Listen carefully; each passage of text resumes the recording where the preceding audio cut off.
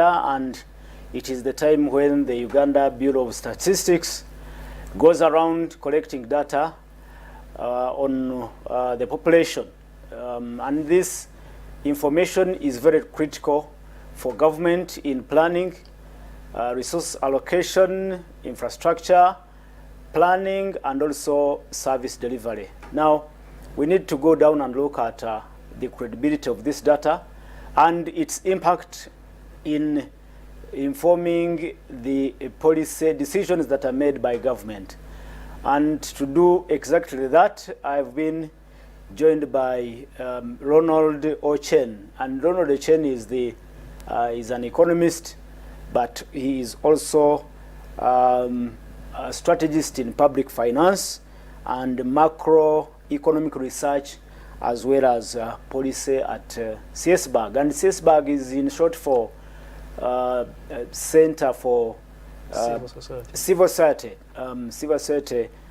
Budget Advocacy Group. And you are welcome to the Limelight. Let's go straight to the critical question about the credibility of the data collected around this time. What do you know and think about the credibility of the data that is being collected? Yeah, thank you so much. So to delve straight to what you've just asked, what's the credibility of the census? Let me just give a brief background of the census itself. It takes place every 10 years. Oh yeah. And in Uganda, the last time we had the census was in 2014. True. And the outcome of that census, was that we had 40 million Ugandans in terms of the size of the population. So since then, to date, 10 years later, we just have an estimate or a projection of about 46 million Ugandans. So in other words, the population has been growing at a growth rate of about, I think, 3%. And so that's just to give you sort of a background of the census itself. All right. So in terms of its credibility, it's a very credible activity for government because of its informativeness, but also the in-depth of the information that it tends to capture. It tends to provide, apart from the previous projections we've been having till to date in this year, 2024. Government has the opportunity now to count people and come up with a more accurate or precise number or size of the population of Ugandans. So by the end of the census, shall be able to know how many Ugandans, how much the population has grown from 2014, by what percentage, and what has been the growth rate. So it's more credible in that it also informs a number of government policies from planning, development, and allocation of resources. So that gives you I think the credibility or the importance or the rationale of why government should carry out this census. Looking at the methodologies employed during the census period, and of course also looking at the broadness of the sample, what do you make of the credibility, the authenticity of the data that is collected? All right, census. Maybe just to correct you a bit, census is not a survey. Yeah, I know. Yeah, we don't sample. For instance, that we're going to sample this population. Yeah, that is true. We're looking at the actual population. So we're looking at we're collecting data from all people in the country. So how that is going to be very important for the country, because it's going to, like again I said, it's going to be more informative in terms of providing more in-depth and accurate data. And the fact that there are a lot of procedures or data collection, let me say procedures that are upheld when conducting the census. For example, they want to train, the numerators have been trained on the different questionnaires that they're going to administer during the administration. But also they've also trained other people as well who are more technical.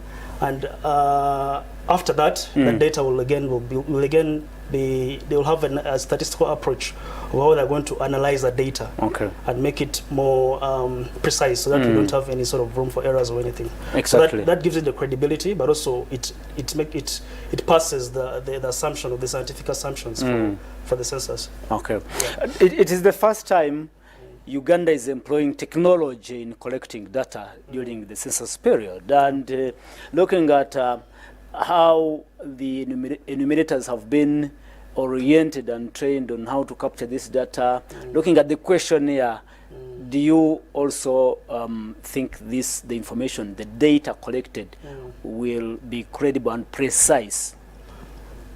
I think so. One is that the trainings have been from the train of trainees, so there have been sort of categorized trainings, trainings from the train of trainees, where they train, I think, different officials, different government officers from different local governments and administrative units of government. So trainers have been trickling down up to the enumerators as far as the parish level. So of course due diligence must have been taken to ensure that they recruit the right people and with the right skills and knowledge, but also train them to ensure that they collect more credible data for the government, because this is very important information that they're collecting. So I think UBOS has taken due diligence on all those criteria, and that's why they're rolling out now the census to carry it out. So I'm very optimistic that the information that the enumerators are going to collect will be more informative. However, of course, where probably they might not be able to capture information for everyone in the country, of course there would be, I would like to imagine that they have some sort of a statistical sort of measure to say, okay, if maybe we didn't get this number of people, so we can estimate and say probably this number of people could have been taken care of. So at the end we shall still have a more credible information and more precise data that will be the outcome of this census. Let's now go to how this data is put to use. In your experience, because this is not the first time Uganda, the Ministry of Finance through UBOS is conducting a population census, do you think the data collected really has an impact on the policy decisions made, either during, for instance, the budget period? Do you think so?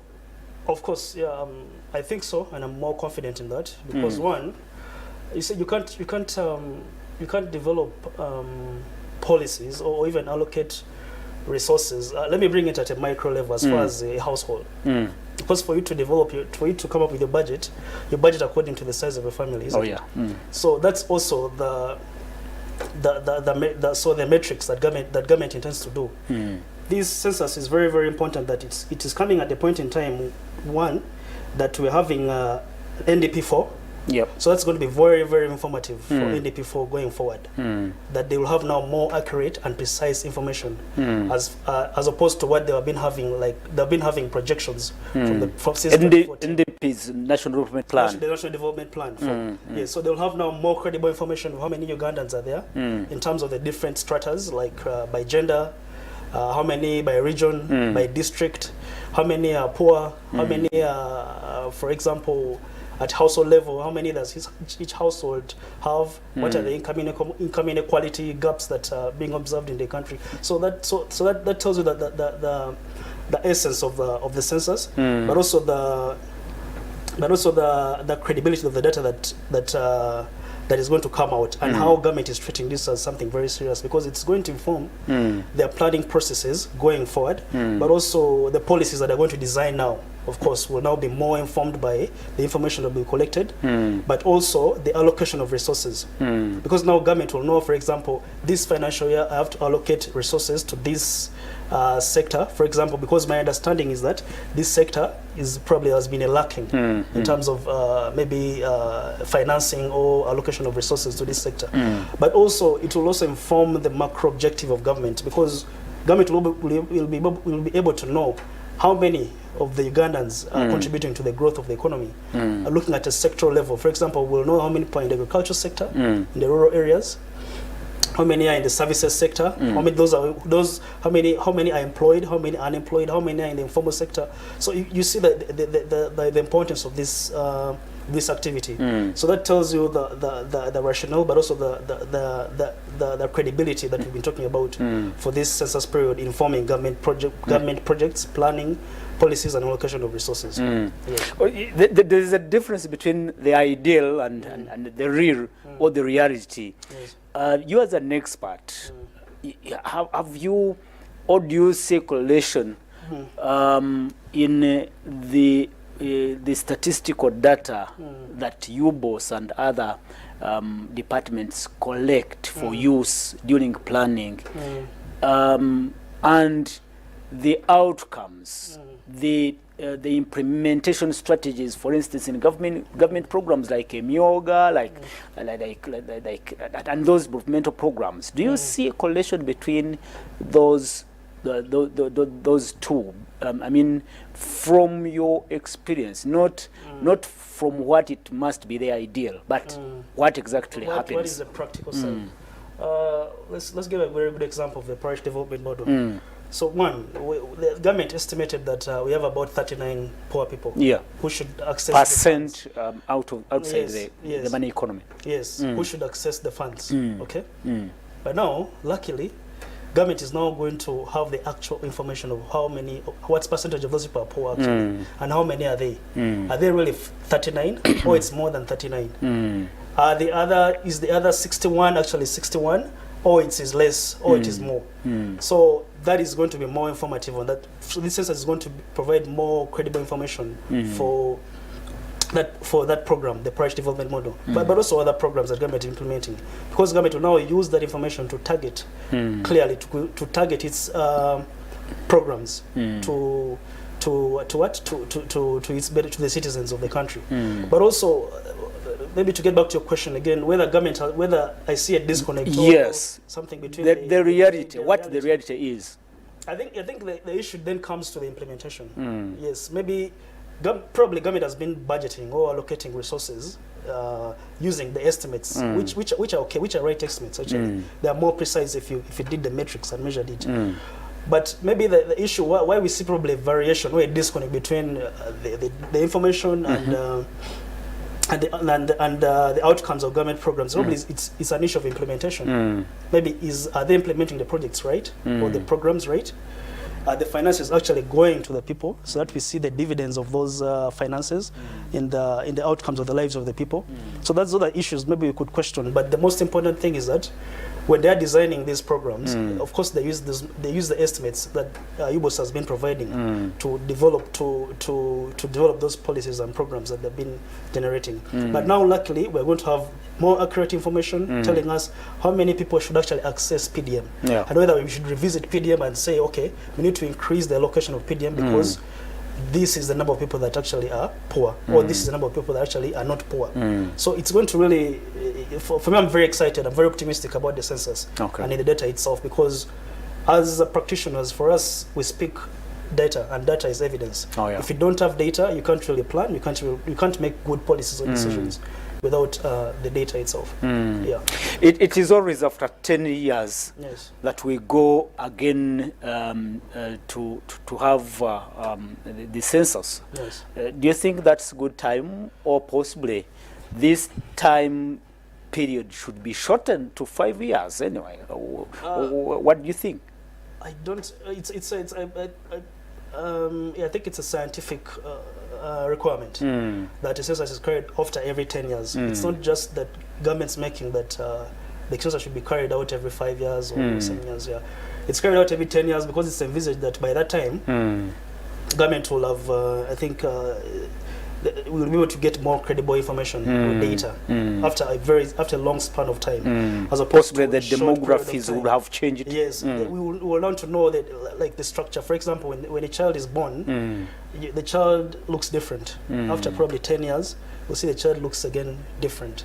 So that's how also I think that's the analogy I want to use for the census, that the demographics will have changed or tilted after the 10 years, and we want to observe within that 10 years period what has happened and what do we have now. So it also gives it, in other words, it also gives government the chance to plan the resources itself, because it's a very resource-intensive activity that government puts into this activity. So it also gives government the time to plan, to ensure that it carries out the census at that period. Yes. Finally, from me, what could be your recommendations as experts in this whole thing of planning at national level? What could you recommend in terms of collecting data to inform planning purposes for the country? Well, for me, I'm very optimistic that UBOS, first of all, has done an incredible job doing the recruitments and training the people, regardless of what could be happening here and there. Of course, that notwithstanding, the expectation is that we expect to get good information from UBOS that will inform government plans, the policies, resource allocation. We shall also be able to know what is the strain in terms of our infrastructure as a country. Are we loading so much? Some people loaded in the certain markets or in certain roads that we need to have a rethought on, or review certain programs or projects of government. So it's going to be more informative. So my last word would be that probably after probably UBOS doesn't take long to come out with those results. Since now they're using the CAPI tool, they're using the digital platform, so they get real-time data as to unpack that data into usable information. Yes. If it was even possible, they would even show us how as it is coming. But of course, we don't have that opportunity. But I'd be very happy if it came out more sooner, so that it also helps the planning of the NDP4, which is ongoing right now. So they sank together to ensure that we plan for the country using more accurate data and more new data for that the country will have had. All right. Yes. Thank you so much, Ronald. And Ronald Ochen is an economist, and of course he's well grounded in public finance and macroeconomic research and policy at CISBAG, and CISBAG is a civil society budget advocacy group, one of those watchdogs of budgeting and planning at national level. My name is Prince Apollo. We can only wait to see how all pans out, how this exercise comes to an end, and again watch out on how the data being collected will be unpacked and of course put to use, informing policy decisions in government and elsewhere. Let's catch up again next Friday in another edition of the Limelight. We are pleased to have you as our viewers. Of course, coming up is MCG with Pastor Aloza Subjingo. You don't need to go away, and we can only say stay there, give them the information they need, and again, of course, we wait and hope for a successful exercise. God bless you. God bless Uganda.